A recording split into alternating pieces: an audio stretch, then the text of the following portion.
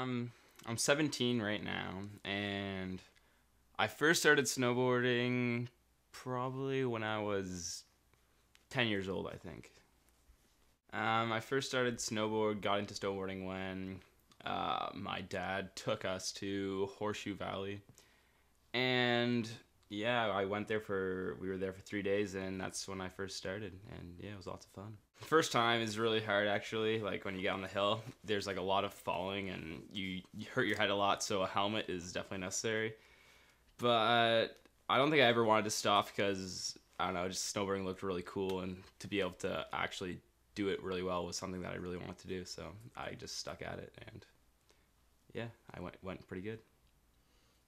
I would have to say my favorite snowboarder would be Shaun White, because he's a really good half-pipe snowboarder, and he just shows a lot of commitment in things he does and trains really, really hard. And yeah, he's won a lot of gold Olympic medals and stuff like that, which is pretty cool. And he's also a really good skateboarder, which I think is cool too, that you can do more than one board sport professionally.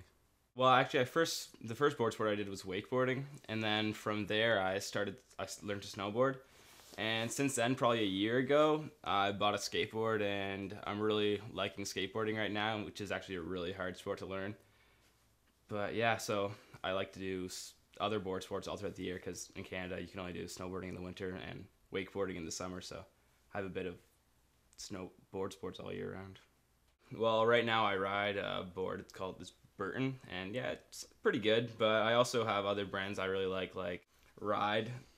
I really like Ride's bindings, and when my set of bindings breaks down, I'm probably going to buy a set of theirs next time.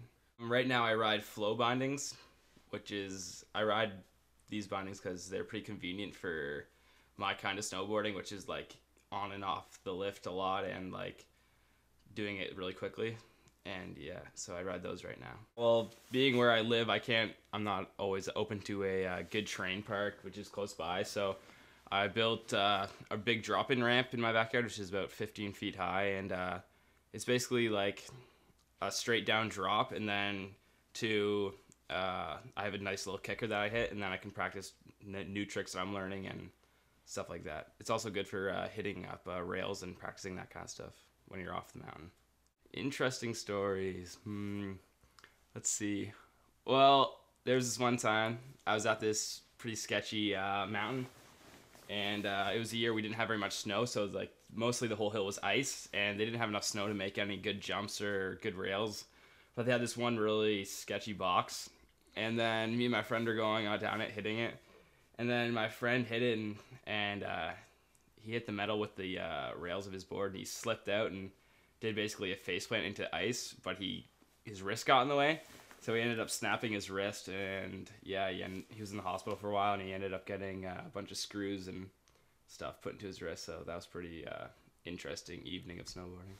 People that are starting, I would say, yeah, just stick to it, because it's tough to learn, but once you learn it, it's definitely rewarding, and it's definitely worth the couple times of falling and hurting yourself. But yeah, once you learn, it's definitely a great experience, and I would say that anyone that wants to try it, they should just get out there and do it, because you never know how good you're going to be until you try it. Well, see you on the slopes.